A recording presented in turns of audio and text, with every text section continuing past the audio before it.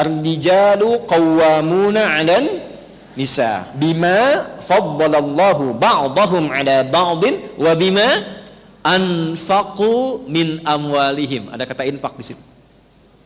Itu yang sering kita singkat dengan nama nafkah.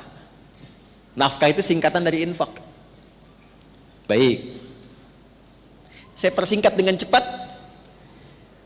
Untuk menjalankan aktivitas di rumah tangga ada harta tidak? Ada kan ya? Nah, harta itu yang disebut dengan nafkah atau infak pokok. Jelas? Bagaimana mengelolanya? Satu, pastikan jangan sampai disalurkan pada yang haram. Dapatnya halal, disalurkannya pun halal. Yuk kita lihat. Kita ambil dari pokok hadis Nabi saja. Thumma dzakara rajula yutilu as-safara ash'atha aghbara yamuddu yadayhi ila as-sama'i faqala ya rabb faqala Rasulullah sallallahu alaihi wasallam anna yustajabu lidzalika famat'amu haram. Satu, ada orang yang doanya sulit dijawab, mental lagi karena ternyata dia biasa makan dari yang haram. Jaga makanan di rumah, Bu, jangan masuk yang haram. Suami kasih halal, jangan berikan dari bahan yang haram. Karena sekarang saya lihat membedakannya tuh nggak mudah. Coba di pasar-pasar, di supermarket, di toko-toko, dari mana kita tahu bahwa dipotongnya benar? Contoh saja, ya, contoh. Mashrabuhu haram. Yang tadi doanya sulit itu diterima karena minumannya haram. Maka jangan pernah buatkan sesuatu yang bersumber dari yang haram. Makanan, minuman. Perhatikan nih. Malbasu haram. Pakaiannya Allah nggak suka.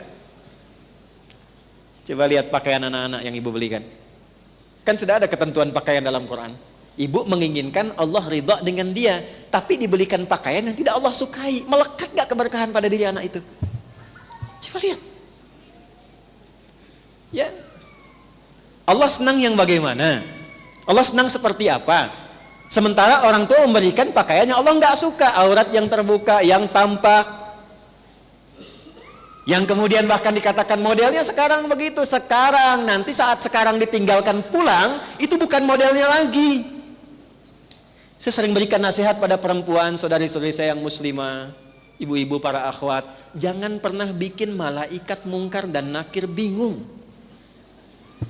Itu selalu. Karena kafan muslimah itu ada kerudungnya. Kalau laki-laki 2 kain, perempuan tuh 2+1. Satunya itu kerudungnya. Itu. Jadi jangan sampai tidak dikenakan saat di dunia, tapi saat dikubur dipakai. Malaikat tanya nanti, ini siapa? Cie-cie, kan? Berjilbab nih, misal gitu kan? Nah, yang belum dibantu dengan doa, jangan direndahkan. Jangan direndahkan, jangan diejek, diajak. Tidak diejek, diajak. Didoakan. Diberikan perhatian yang baik. Pakai, alhamdulillah, tidak harus disamakan. Jangan, dia tuh sudah berusaha pakai, itu nggak mudah untuk berjilbab. Pertama dikenakan, rangkul. Pujilah Allah. Doakan terus kemudian. Jangan disamakan dengan yang sudah matang misalnya. Yang jilbabnya sudah merasa sudah lebih baik. Ingat, Allah mencintai, sangat mencintai orang yang pernah berbuat maksiat lantas bertobat dibandingkan orang yang merasa soleh. Katanya orang yang merasa soleh tapi tidak pernah merasa salah. Jelas di sini? Balik ya.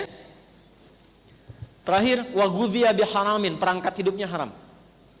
Perangkat hidupnya haram, pastikan. Ya, perangkat hidup bukan pakaian saja. Saya suka begini, suka memberikan nasihat pada diri pribadi. Adi Hidayat, buka pakaian kamu, lemari maksudnya. Cek, ada nggak satu helai pun yang belum pernah dipakai ibadah? Kami dapat pelajaran, Bu, kalau ada satu pakaian baru diterima, pakai dulu ibadah, minimal sholat dulu, supaya hisabnya ringan. Jadi kalau Allah hisab, dari mana engkau dapatkan? Hadiah si fulan ya Allah, dan engkau maha mengetahui sebelum diberikan. Kemana engkau gunakan? Pakaiannya bersaksi, dipakai sholat ya Allah. Sholat. Sekalipun itu pakaian dipesan untuk kondangan misalnya. Ya, kan suka ada undangan ya Bu ya. Pesan dijahit dulu kan. Saran saya sebelum dipakai kondangan, pakai sholat dulu. Dan pakaian yang pernah dipakai dalam taat seperti sholat, itu akan kita merasa sungkan dipakai maksiat.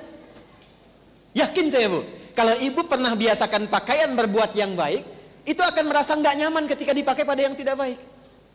Pakaian itu akan nggak enak dipakainya. Ada orang gibah, ibu nggak enak. Ya, diajak ke tempat yang nggak bagus, itu nggak nyaman.